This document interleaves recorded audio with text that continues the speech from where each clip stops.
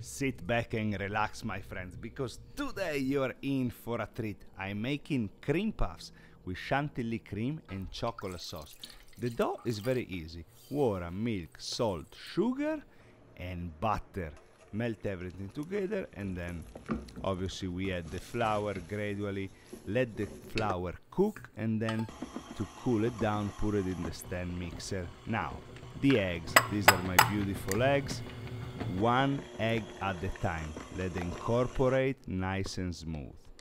Piping bag, then pipe them out in a baking tray, and then use this water trick to let the tip down, and then that's it. Look at the oven, beautiful.